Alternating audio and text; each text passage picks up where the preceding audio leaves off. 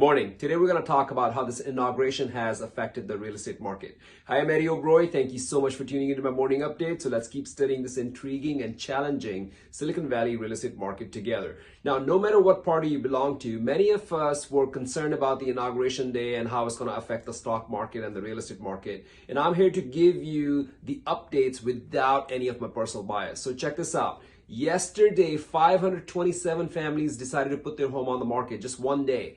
274 families decided to buy a home yesterday. In Santa Clara County alone, we had 264 active listings that just popped up yesterday, and 145 families decided to buy a home. So that tells you that everything is going smoothly. There aren't any nervousness in the air, and people are ready to buy and sell. Now, if you have any plans of buying or selling this year, let's come up with a strategy. Let's be proactive than reactive, and that's what I'm here for. Reach out to me anytime.